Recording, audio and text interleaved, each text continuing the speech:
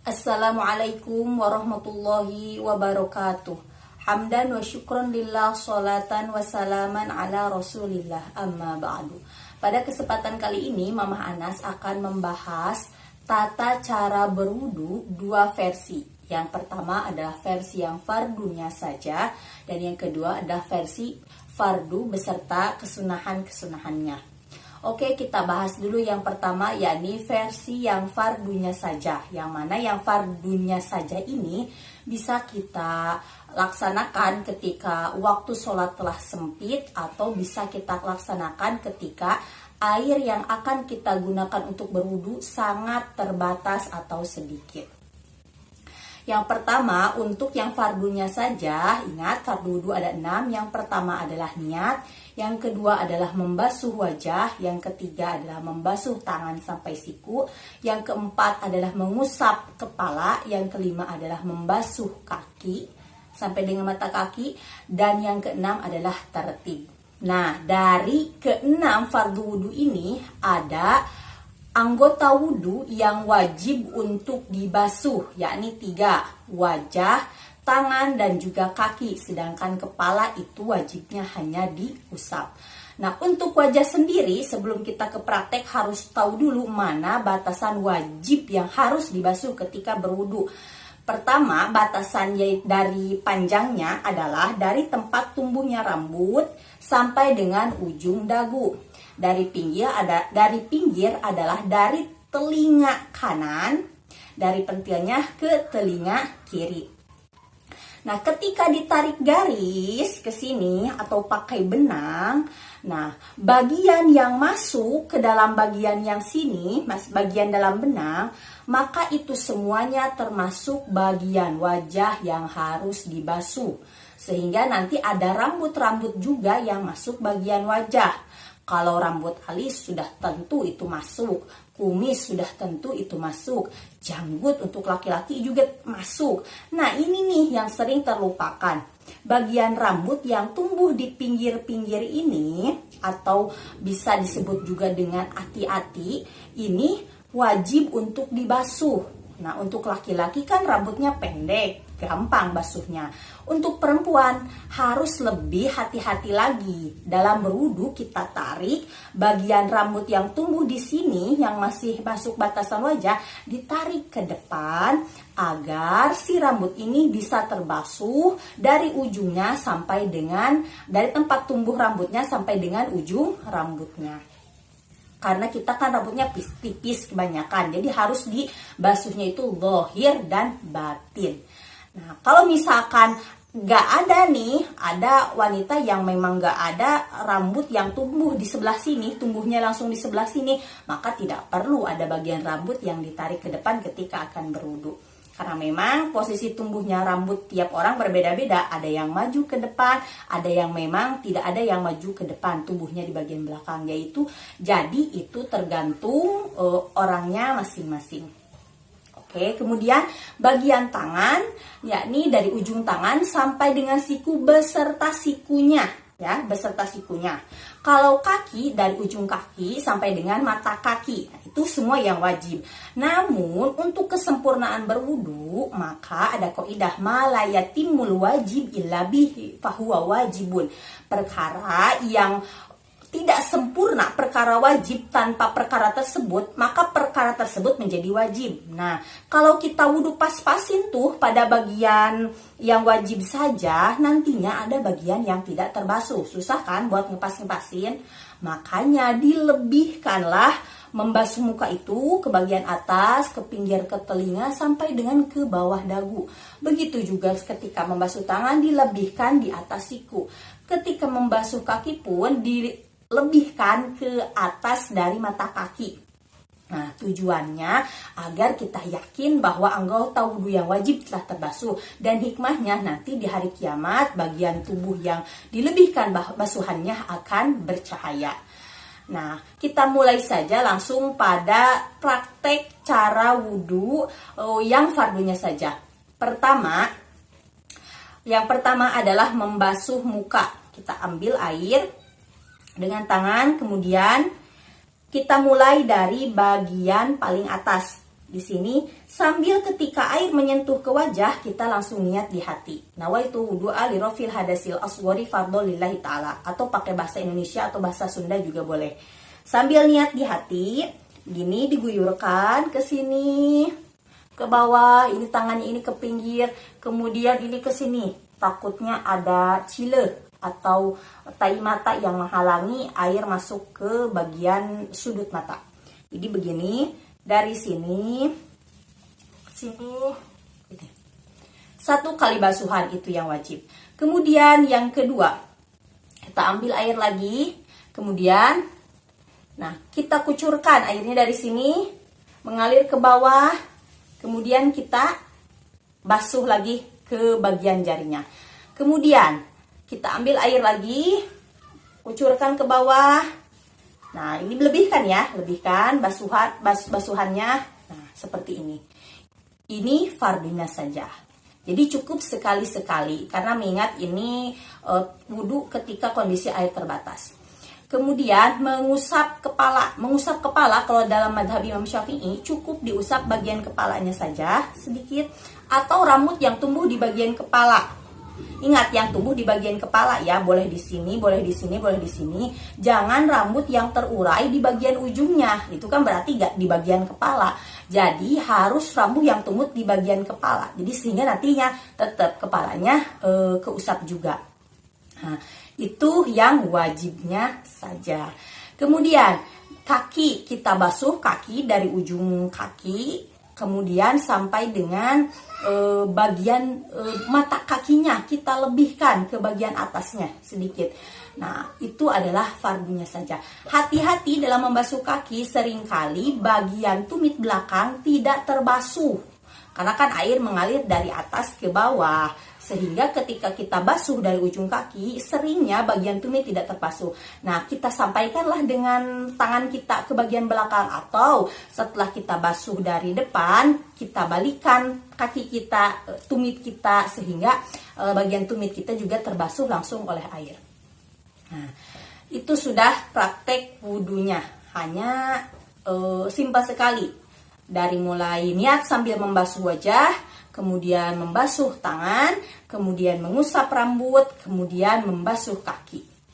Dan tertib, tanpa membaca doa setelah wudhu karena itu sunnah. Ini selesai, ini fardunya saja. Kalau yang ini ada yang ditinggalkan atau membasuhnya tidak sempurna, maka wudhunya tidak sah. Dan ataupun misalkan tidak tertib urutannya, kita geser. Misalkan yang pertama adalah membasuh tangan, wajah yang kedua, itu juga tidak sah. Karena tertib merupakan fardu wudhu yang keenam. Jadi jangan lagi ada pertanyaan, saya gak basuh telinga atau saya gak ngusap telinga, sahkah wudhu saya? Sah, karena itu sunnah gitu. Saya gak cuci tangan dulu, sahkah wudhu saya? Sah, karena itu sunnah. Ingat, yang tidak boleh ditinggalkan adalah yang barusan saya sebutkan. Itu wajib untuk ada ketika wudhu. Dan harus sempurna membasuhnya. Jangan sampai ada bagian seperti di wajah atau di tangan yang terhalang oleh cat, atau terhalang oleh tip ek, atau benda-benda lain yang menghalangi sampainya air ke kulit. Sehingga harus benar-benar dipastikan air sampai ke bagian anggota tubuh yang wajib dibasuh saat wudhu. Begitupun ketika menggunakan cincin yang pas banget sehingga gak bisa air sampai ke bagian kulit di balik cincin tersebut, maka wajib untuk digeser-geserkan agar airnya masuk ke bagian kulit yang terhalang oleh cincin. Kemudian tata cara wudhu yang kedua adalah wudhu yang fardu beserta kesunahannya.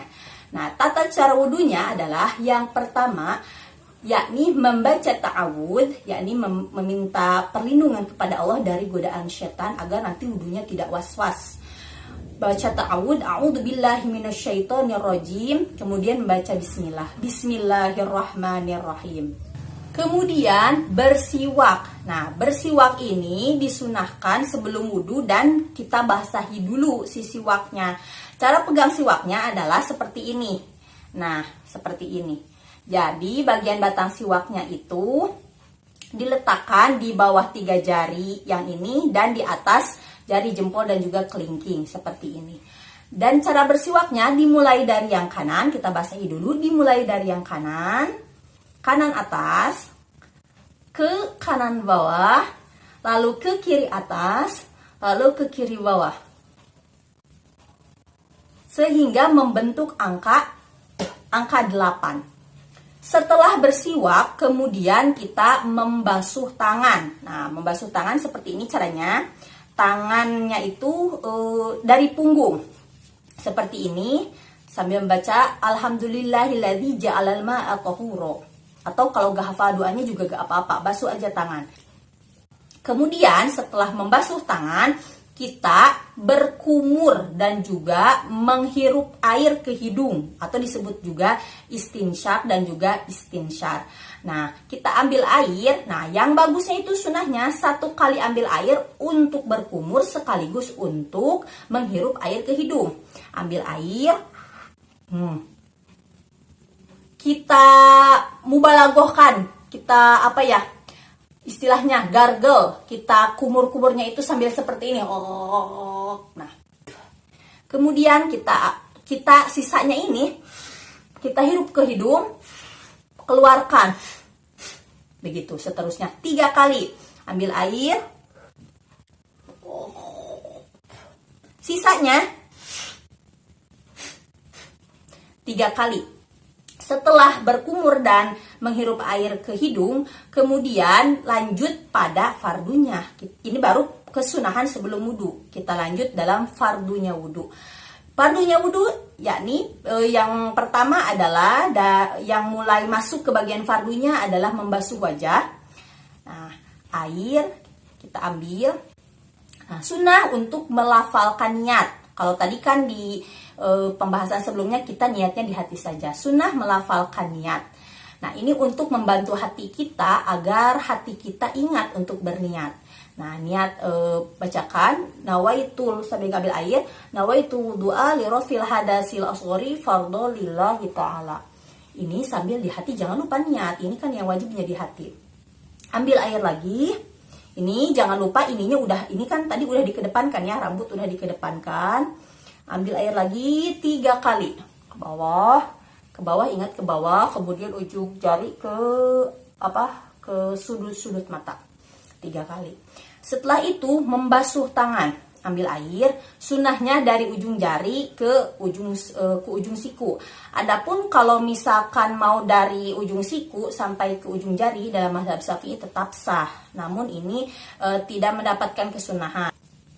Tapi ada juga pendapat imam yang mengatakan kalau di air keran itu sunahnya dari siku ke ujung jari. Kemudian kalau di bak besar baru itu dari ujung jari ke ujung siku. Nah, saya lebih mengambil yang dari ujung jari ke ujung siku saja. Nah, kita ambil airnya, kemudian kita basahkan ke sini. Nah, seperti ini. Nih, kita alirkan seperti ini. Jadi kan air turun ke bawah. Nah, dilebihkan. Tuh, jangan kanan kiri, tapi kanan 3 kali dulu, baru kiri 3 kali. Dan ingat, hati-hati jangan sampai ada tai kukunya. Air juga harus sampai ke bagian bawah kuku. Kalau ada tai kukunya, bersihkan dulu. Walaupun dalam pendapatnya Imam Ghazali itu tai kuku yang berasal dari keringat itu tidak menghalangi air sehingga wudhunya tetap sah. Tapi kan bisa dimungkinkan itu dari kotoran-kotoran yang lain yang bukan keringat, sehingga lebih baik kita hilangkan dulu ini tai kuku karena akan menghalangi sampainya air ke bagian yang terhalang oleh tai kuku tersebut. Kemudian mengusap kepala. Nah, untuk mengusap kepala ini tadi kan kalau yang fardunya adalah hanya sebagian kecil dari kepala. Nah, untuk yang sunnahnya kita basahkan tangan dulu. Setelah basah, kemudian letakkan jempol di pelipis. Kemudian basahannya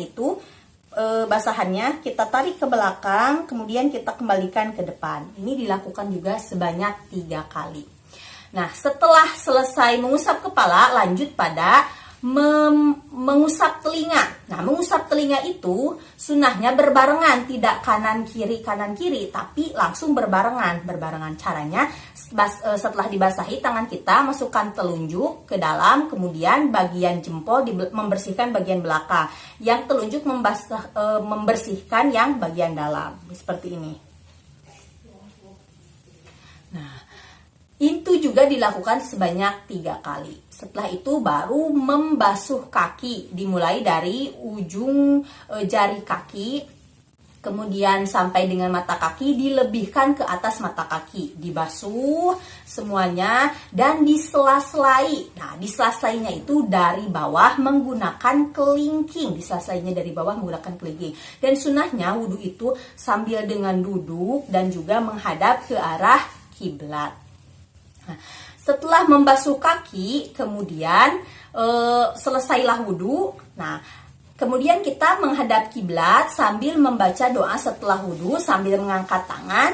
Asyhadu alla ilaha illallah wahdahu la syarikalah wa asyhadu anna Muhammadan abduhu wa rasuluh. Allahumma ij'alni minat tawwabina waj'alni minal mutatahhirin waj'alni min ibadikas sholihin. Kemudian membaca surah Inna anzalnahu fi lailatul qadr sebanyak 3 kali. Kemudian sholat sunnah syukrul wudhu. Nah, itulah penjelasan mengenai wudhu, juga kesunahan-kesunahannya. Semoga bermanfaat dan juga bisa kita amalkan sehari-hari. Sekian videonya untuk hari ini. Sampai berjumpa lagi pada video selanjutnya. Wassalamualaikum warahmatullahi wabarakatuh.